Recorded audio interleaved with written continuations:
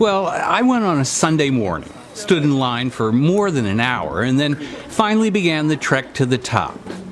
387 stairs in all, but for a singular view of Paris and a journey through the heritage of France. This is the Cathedral of Notre Dame.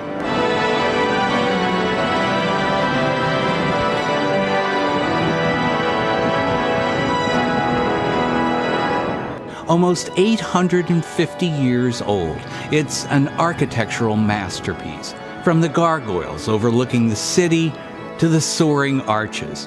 It helped change architecture forever, ushering in the Gothic style.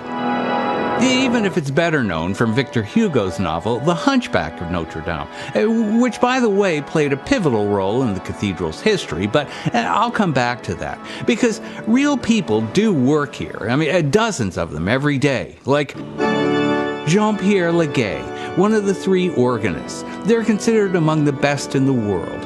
He's been here for 25 years. And Claude Bouchard, who has a small shop nearby, he's been coming at dawn every Friday for 35 years. There are sacristans, guards, and volunteers, and many of the choir members were trained in the cathedral's own school.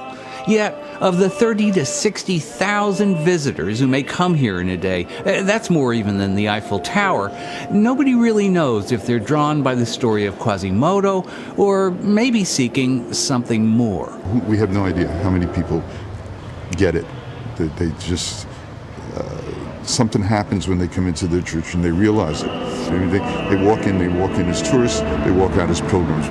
Michael Perry's an American priest from Brooklyn who's spent every summer here for the last 17 years. And through his eyes, you can see past the flashbulbs and t-shirts to realize that this really is a church. And we all know that our purpose for being here is not to maintain a historical monument, but to maintain a presence of a tradition that goes back to Jesus and is a presence of compassion.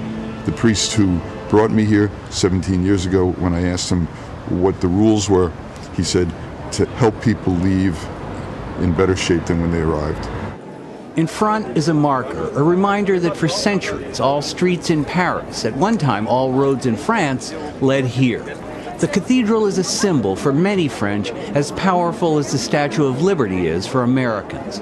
According to the cathedral's chief administrator, Philippe Lefebvre, because in the memory of the people, in the life of the people, it's the place and the church where they can be together. One example was after the crash of Air France Flight 447 from Rio to Paris. If it's a tragic event, and sometimes we can see that event in the TV, 1 hour after, thousands of people are here. In fact, the cathedral's equipped with closed-circuit TV for overflow crowds, and every August 15th, thousands line the banks of the Seine for a procession celebrating the Virgin Mary. But once the congregation leaves the church, the choir stays behind, singing not to an empty cathedral, but you see those microphones? They're actually broadcasting live to radio trucks in the street. So the cathedral may be old, but it's not out of date.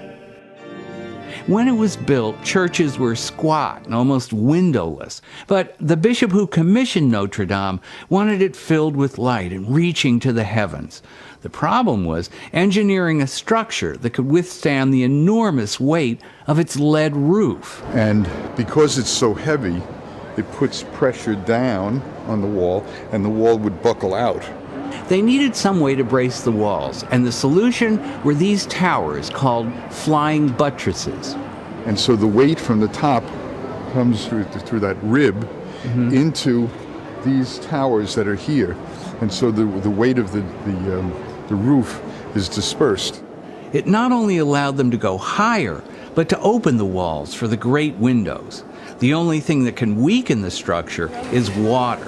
And that was solved by a spectacular system of drain pipes. And they go into the back of the gargoyles.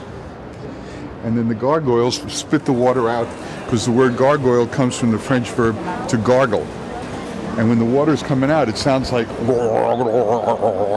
that. And that's why they made them into monsters, because it sounds like monsters talking. Yet, for all its splendor over the centuries, the cathedral began to lose its significance. You can still find scars from the French Revolution when people saw it as a symbol of oppression and took swipes at it with axes and hammers. It was also used as a garage. It was also used as a place to store arms and to store chemicals. And this is where Quasimodo enters the story. For by the 19th century, the cathedral was in such disrepair, people wanted to tear it down. Well, enter an architect named Viollet-le-Duc, who was so determined to save it that he enlisted the help of a writer friend named Victor Hugo. And says, Victor, I need you to help me, because you can write well. We need to defend that church. Which is why Victor Hugo wrote the novel which we've come to know as The Hunchback of Notre Dame. Read chapter 14. Nothing to do with Quasimodo or the gypsy girl Esmeralda. No, it's a rapturous description of the cathedral. And those 10 pages saved this church.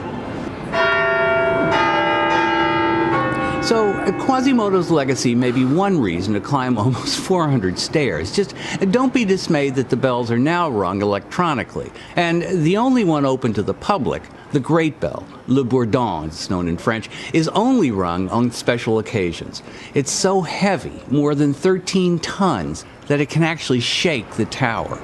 No, there's lots of people who just... I had an experience one time, a long time ago, when this woman showed up at the front door of the church with her cousin Camille.